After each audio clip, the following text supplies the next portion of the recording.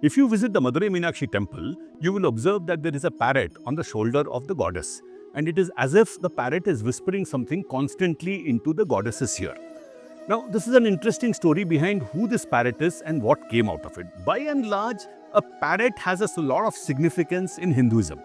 So, when we were kids and we used to go to Tamil Nadu, we used to see this Kili Josian. So, a parrot used to hop out of the cage and it used to pick up a piece of paper, and from that, your astrological predictions used to happen.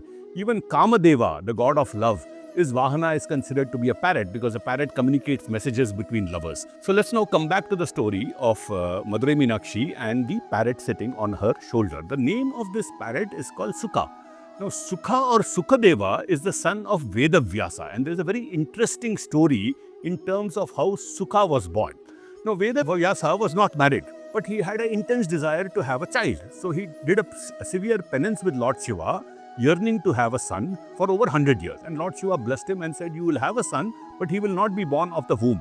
One day when Vedavyasa was starting a sacrificial fire and he was rubbing some pieces of wood, because in those days to create spark, you had to rub sticks and create a spark, a beautiful Apsara, a nymph called Gritachi, she started going past there and she was scared that Vedavyasa would curse her, so she took the form of a parrot. Vedavyasa happened to look at her and suddenly, in a moment of ecstasy, he spilled his seed on the wooden sticks that he was rubbing, and from there a beautiful child came there, glowing with a lot of knowledge, and it had all the knowledge of the Vedas, and this child was said to be Sukadeva. It's the same Sukadeva thanks to whom we have the Bhagavata Purana, which he narrated to Parikshit.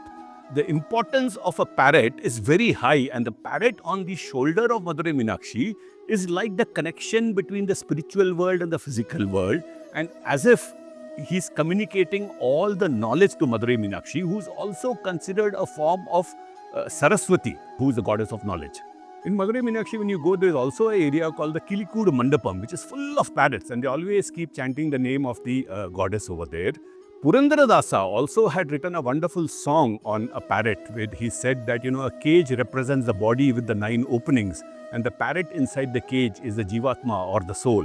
So there are interesting correlations of the parrot. So there's a lot of significance. Parrots are considered to be very intelligent beings. They can mimic us.